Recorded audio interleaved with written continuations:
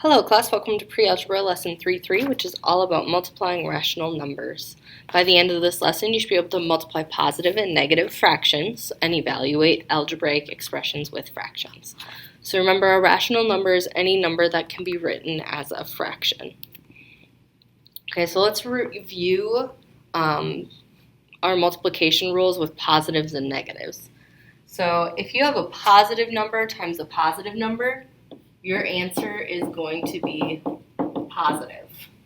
If you have a negative number times a negative number, your answer is going to be positive. Okay, so notice whenever it's the same thing times itself, so positive and positive or negative and negative, your final answer is going to be positive. However, if you have a positive times a negative, your answer is negative. Or if you do a negative times a positive, your answer is negative. So when you have one of each, then your answer becomes negative. So if the signs match, both positives or both negatives, it's positive. Or your final answer will be positive. If your signs are opposite, so one positive, one negative, or negative positive, your answer is negative. Okay? Now let's practice multiplying fractions. So when you multiply fractions, I'm going to show you two ways to do it. The first way is you can just go right ahead and multiply across. So 2 times 1 is 2. 7 times 8 is 56. And then you say, okay, I have 2 over 56. I need to simplify my answer, my fraction. You need to do that on your homework tonight. Everything needs to be simplified. So both of these are even, so I know they can be divided by 2. So this would become 1 over 28. And that would be my final answer. Or another way, if I start with 2 over 7 times 1 over 8, what I can do is I can look on my diagonals. So I would look and say, okay, 2 and 8 are diagonal from each other. Is there a number that goes into both 2 and 8? Well, 2 does. 2 goes into itself 1 time. 2 goes into 8 4 times. So now this becomes 1 over 7 times 1 over 4. And 1/7 times 1/4. 1 times 1 on the top gives me 1. 7 times 4 gives me 28 on the bottom. So some people prefer to look at the diagonals and reduce right away, and some people prefer to wait till the end to reduce. You get the same answer either way, so it's your choice. Now, why don't you go ahead and solve this problem on your own? Good luck. Hopefully, no matter which way you did it, you ended up at 1 over 2, or 1/2 is your answer. If you have questions about that, please be sure to ask for some help. All right, now let's talk about when things get a little trickier. That's when we have a mixed number. So when we have a mixed number, what you're going to do is change your mixed number into an improper fraction. So a mixed number is when you have a whole number and a fraction. An improper fraction is when you make this a single fraction. So you start by multiplying the bottom number with the whole number. So 7 times 2 is 14. And then you add the top.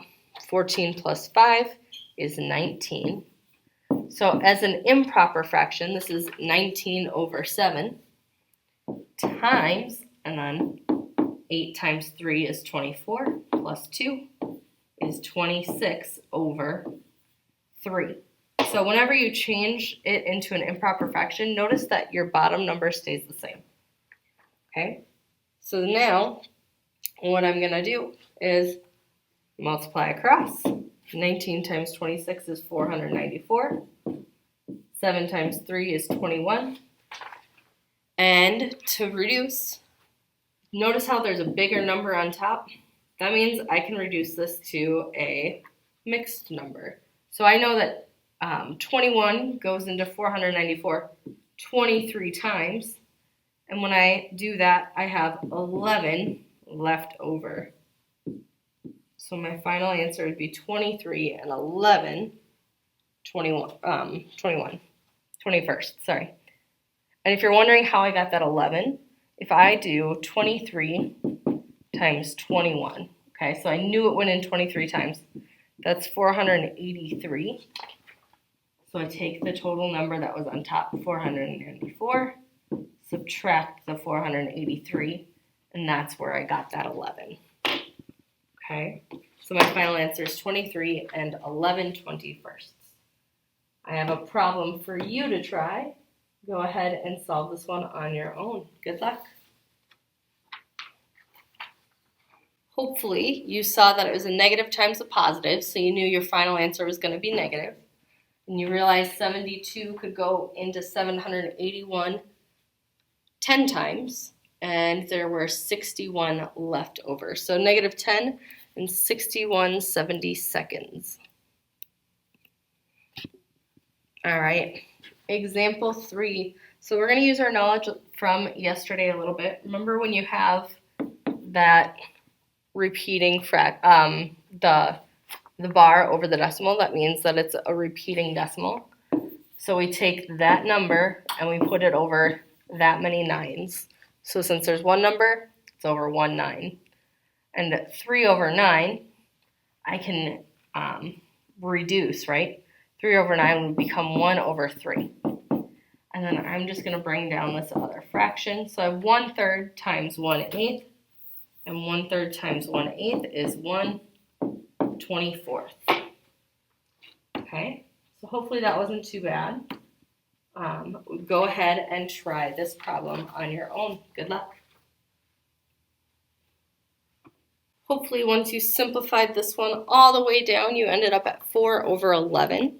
Okay, so your first step should have been 48/99. And if you reduced that right away, that was 16/33. So I did 3/4 times 16/33, which gave me 48/132. And I saw both of those numbers are divisible by 12. So I divided by 12, and that's how I ended up at 4/11. If you took different steps to get to the 4/11, as long as you ended up at 4/11, you're fine. You don't have to worry about if you had more steps in the reducing. Maybe you reduced by 2s each time, so it took you a few tries. That's absolutely okay.